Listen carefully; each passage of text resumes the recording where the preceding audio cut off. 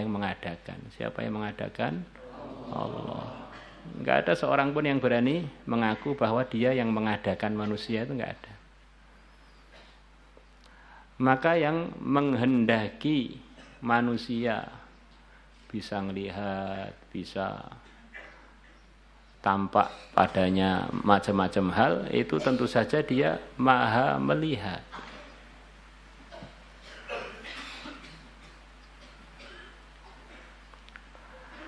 Dan Allah itu wujud. Karena Allah itu wujud, ya memang kalau Allah menghendaki memang bisa dilihat. Kita ini dalam satu majelis bisa anteng, bisa tertib karena kita melihat ada orang yang kita segani duduk di situ itu. Kalau yang duduk di situ itu Al-Imam Syafi'i, insya Allah lebih tertib lagi. Kalau yang duduk di situ itu Sayyidina Abu Bakar, kira-kira gimana? Wah, tambah hormatnya dengan majelis itu, Masya Allah. Bagaimana kalau yang duduk di situ itu Nabi Musa, Nabi yang terhebat selepas Nabi kita, Nabi besar Muhammad SAW. Bagaimana kalau yang duduk itu Sayyidul Anbiya? Ini sikap kita karena kita melihat makhluk yang kita segani aja begitu merendah, begitu taatnya, begitu tunduknya, begitu tertibnya. Semestinya sikap kita dengan Khaliqnya seluruh makhluk yang hebat tadi semestinya harus lebih istimewa lagi, lebih hormat lagi, lebih tunduk lagi. Sehebat-hebatnya makhluk yang kita segani, ya masih tetap namanya makhluk. Diprogram oleh penciptanya, diwujudkan oleh penciptanya. Maka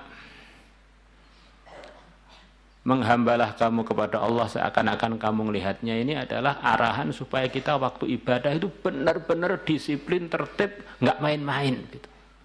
Disertai dengan adab. Tentu saja bila kaifin wala mithal, seakan-akan kamu melihatnya. Wa'dud nafsaka fil mauta, dan hitunglah diri kamu di kalangan orang yang telah wafat.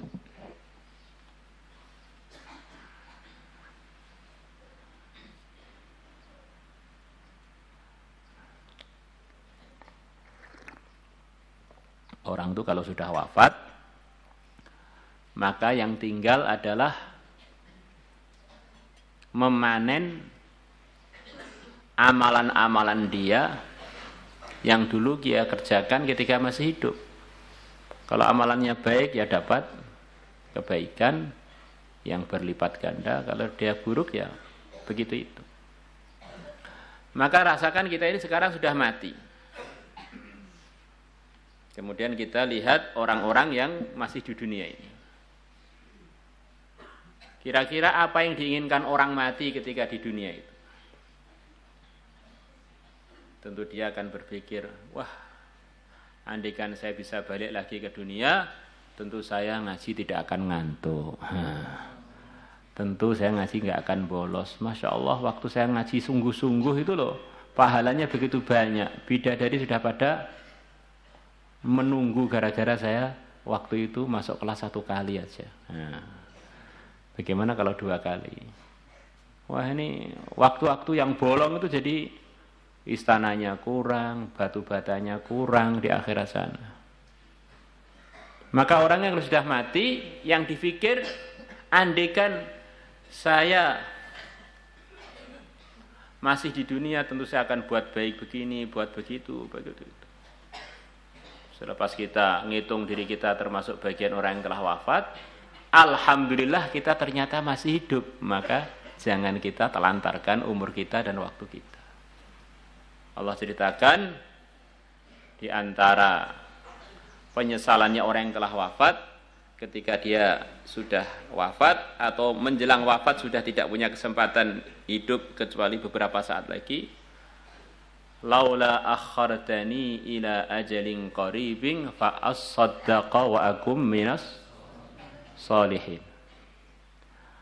Andaikan engkau ya Allah memberikan penundaan kepada aku, enggak dimatikan dulu, walaupun sebentar, biar saya berkesempatan untuk bersedekah, biar saya berkesempatan menjadi bagian dari orang-orang yang soleh. Orang soleh itu adalah orang yang hidupnya dalam ketakwaan, kalau ada pelanggaran tidak ditunda taubatnya.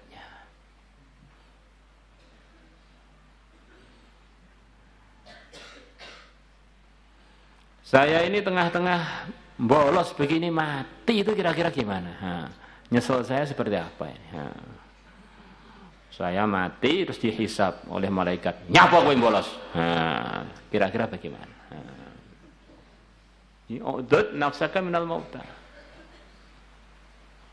Saya ini mati dihisab karena gosok serandal, kira-kira gimana?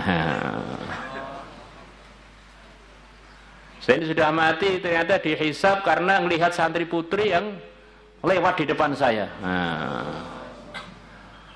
Tak pandang, tak mutolaah. Seharusnya mutolaah kita malah mutolaah ajnabiyah. Ada kangkangnya lewat depan putri, terus tak hitung kumisnya ini, terus saya sudah mati, ini hisabnya bagaimana? Kenapa kamu melihat kumisnya santri putra itu?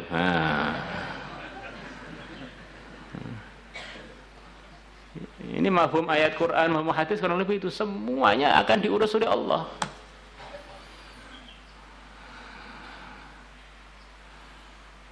Kiraman katibin ya'lamuna ma taf'alu. Semua yang kita kerjakan ada malaikat yang bagian mencatat. Maka sabda Nabi ini jawami'ul kalim, pendek sepertinya tapi isinya itu enggak habis-habis.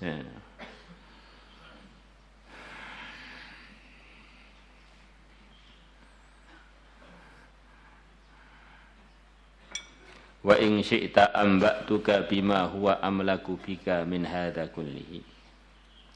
Dan kalau kamu mau, aku akan beritahukan kepada kamu dengan suatu perkara yang perkara itu lebih amlaku bika, lebih mengontrol dirimu, min hadza kullihi, melebihi semuanya ini.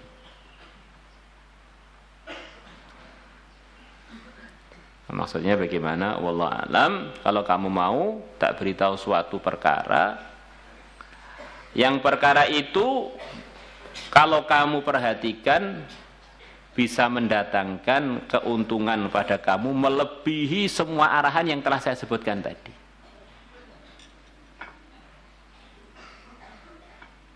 Qala Nabi bersabda, hadza ini, perkara ini kalau kamu kontrol nanti bisa mendatangkan anugerah yang gak kehitung pada kamu. Sebagaimana ulasan-ulasan hadis yang sebelumnya. Ini ringkasannya aja. Wa asyara biyadihi ila lisanihi, dan beliau memberikan isyarat, menunjuk dengan tangan beliau ke arah lidah beliau.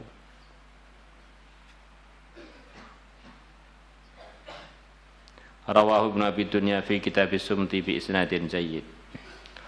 Wa an ibni Amr radhiyallahu anhuma. Ya, Abdullah bin Amr radhiyallahu anhuma. Anna Rasulullah, bahwasanya Rasulullah sallallahu alaihi wasallam.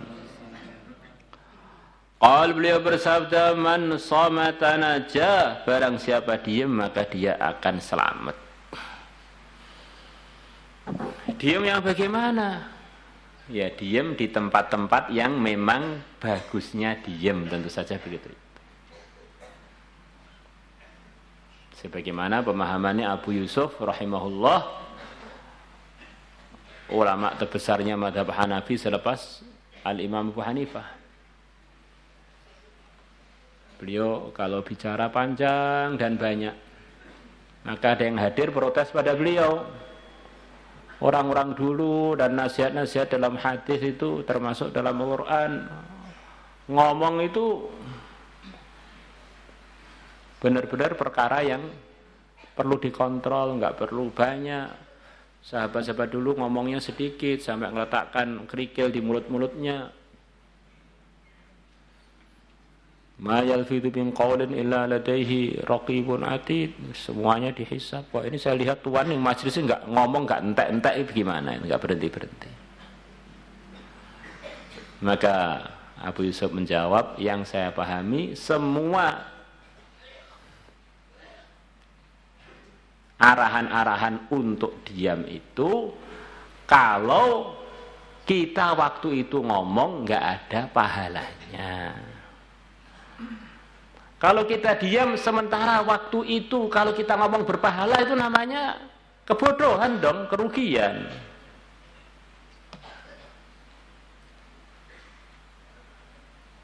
Contohnya waktu kita sholat, waktu baca Fatihah kita malah diam. Apa kita akan berdalil dengan hadis ini? Man somatan aja, siapa yang diam dia selamat. Ya, ini bukan selamat, malah sholatnya gak sah.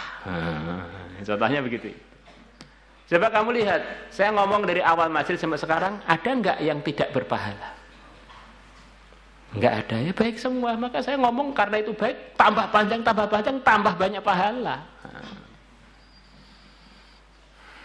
Maka memahami hadis itu memang perlu renungan, tidak boleh hadis itu dipahami dengan sembrono. Mansomatan aja ini contohnya, bukan mahramnya, bukan apa, terus kita nggak usahlah negur-negur atau apa itu bilang mbak dari mana, kurang kerjaan.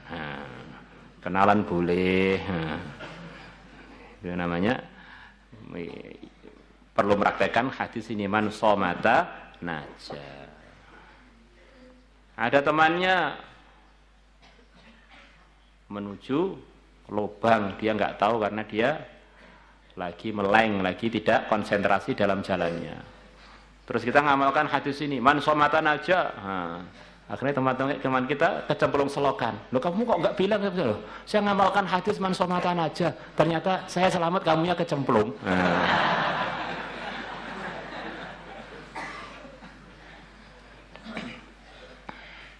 Rawahu Tirmidzi wa qala haditsun gharib wa Tabarani wa rijaluhu thiqat. Wa kharaja Ibnu Abi Dunya bi isnadi an Anas anhu qala qala Rasulullah sallallahu alaihi wasallam man sarrahu ayyaslama, barang siapa menyenangkan dia untuk dia selamat, fal yalzamis samta, maka dia supaya menetapi diam. Menetapi diam maksudnya selalulah diam. Mulazamah maksudnya tidak terpisah dari perintah yang selepasnya. Fal yalzam as-sumta, supaya selalu diam, kecuali yang kalau diam kita rugi.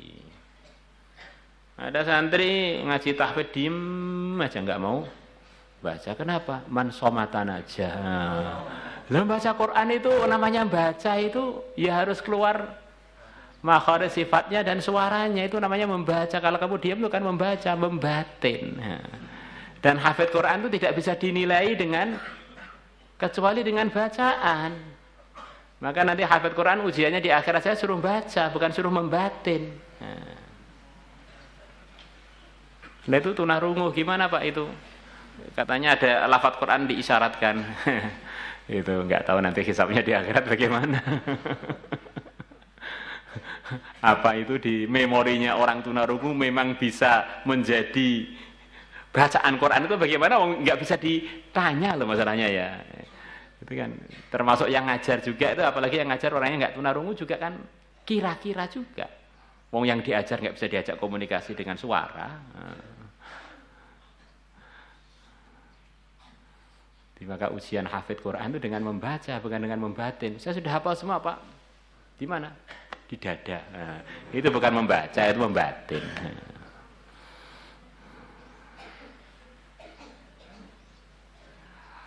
مولاي صل وسلم دائما أبدا على حبيبك خير الخلق كلهم هو الحبيب الذي ترجى شفاعته لكل هول من الأهوال مقترب يا ربي بالمصطفى بلغ مقاصدنا اغفر لنا ما مضى يا واسع الكرم يا أرحم الراحمين يا أرحم الراحمين يا أرحم الراحمين فرج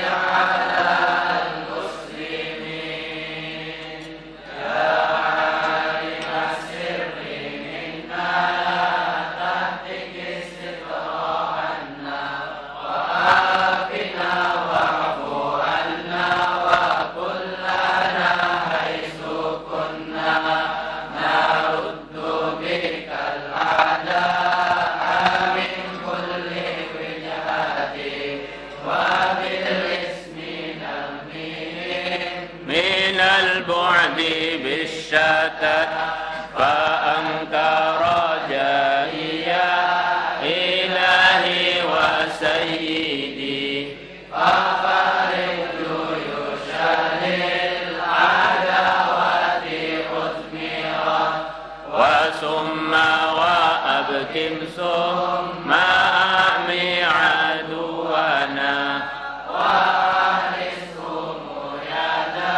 الجلال بحوسمة لي خمسة أطفي بها حر الوباء الحاتمة المصطفى والمرتضى وابناهما والفاتمة صلاة الله سلام الله على طه رسول الله صلاة الله سلام الله على ياسين حبيب الله توسلنا ببسم الله وبالهادي رسول الله وكل مجاهد لله بأهل البحر يا